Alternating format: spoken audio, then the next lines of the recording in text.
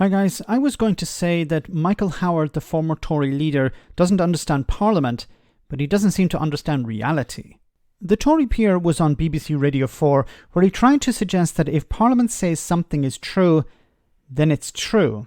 Now this comes as a vote in the House of Lords is taking place this week, and tensions are high as Rwanda is a policy that Rishi Sunak has invested a great deal of capital in, is going to come to a head.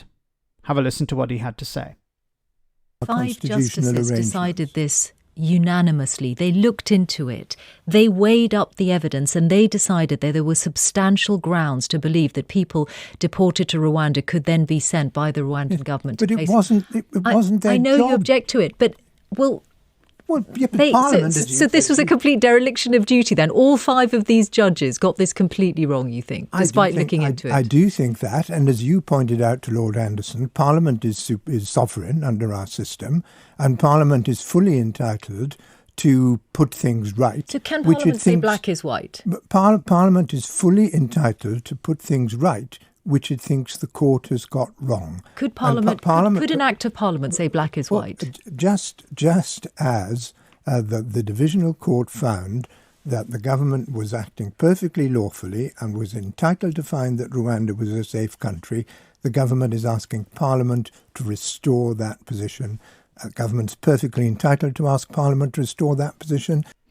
Oh my goodness. My first question was, who the heck sent this guy to the House of Lords? I thought it may have been Boris Johnson, but it seems it may have been Gordon Brown. Gordon Brown, what the heck were you thinking? Okay, so he mentioned 2 things here. First, that the judges were wrong. Okay, well, if the judges are wrong, then you're deeming Rwanda a safe country. What evidence do you have to support that? Because these are justices. These are people who have access to probably more information than Michael Howard has. But Michael Howard believes he knows better than the judges. How are the judges wrong? What evidence do you have to support that Rwanda is a safe country? And second, he mentioned how Parliament can decide. Well, Parliament can't decide, or the government can't decide, if Rwanda is a safe country. Because they can't influence that. They can't change Rwanda from being an unsafe country to a safe country. Because if you are saying that, then you're suggesting that Rwanda is not sovereign, that the British government can make Rwanda a safe country, which is nonsensical. You have no influence. You may have some influence over Rwanda, give them 500 million pounds to try and fix the problem. But if the court after decides, well, it's still not safe, then it's not safe. Unless you have evidence to counter that. And the government have not presented any evidence, because if they had evidence, they would present it and said, see, it's safe, instead of trying to push through legislation to make it safe. Like, just think about it for a moment, as was pointed out here by the journalist.